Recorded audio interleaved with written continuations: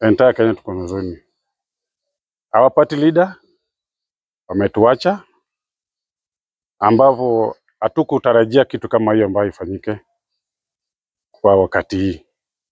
Tulikuwa na mpango mingi ya kwanza kucelebrate anniversary ya party yetu, na ningeomba wafuasi wa party wa ODM tukue na subira, hata kama ni uchungu kiasi gani.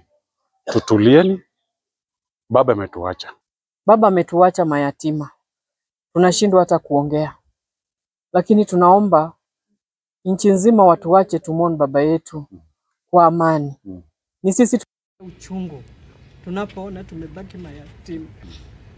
Na tunaomba sana nchi nzima mtusaidie kumwona baba yetu ili na sisi tumsindikize kwa amani. Mimi nasema baba amka mahali umelala. Haungetuacha mapema hivi. Amka baba, ikuwe ni story, isikue kwamba baba umeenda. Bado tutaki kuamini kwamba umetuacha.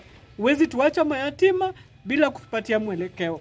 Tunaomba sana, kama ni ukweli umeenda baba, Mungu akuweke mahali pema peponi. Mimi nakumbuka baba kama mtu mwenye anapenda amani. Baba amenifunza kusamehea walionikosea. Kwa sababu baba utamkosea, baada atakushika mkono na mfanye kazi pamoja. Mtu kama mimi naweza kumbuka baba mambo mingi sana. Juu kuanzia 2005 nikiwa youth leader. 2005 nikiwa youth leader ya chama cha ODM, wakati ODM ilianza.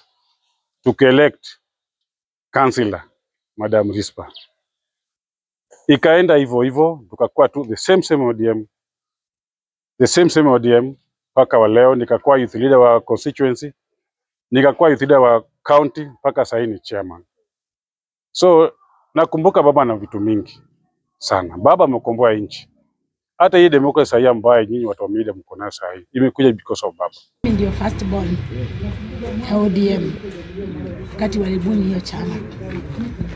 Kulikuwa na umoja zaidi wakati ile ni kampeni after death ya Mirugi Kariuki, na walikuwa hapa wote. Baba alishinda kivumbini, aka make sure nimepata kiti, na nilikuwa nimeanza kujiandaa kwa sababu nilikuwa naenda kucelebratiwa Mombasa, na nilikuwa ninapewa award kama first born ya ODM, of which sasa sijui itakuwa namna gani, wacha tuachie Mungu.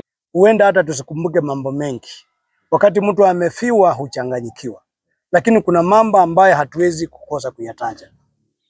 Chama cha ODM ni chama ambacho cha kipekee, ambacho kina heshima na umaarufu katika nchi mzima kwa miaka zilizopita 20.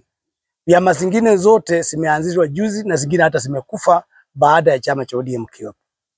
So chama cha ODM kiko imara sababu kina structures kuanzia kwa party leader, national chairpersons and other leaders of the party. We have only lost the party leader, but other members of the leadership of the party, they are still intact. As of now, we are only mourning baba yetu party leader ambaye ametuondokea. Na hizo structures kwa sababu bado zipo, tutarejelea na kuendelea na shughuli za chama cha ODM haswa hususan baada ya kifo cha ndugu yetu. Ambia wananchi wote baba amekufa, lakini tusiwache chama yetu.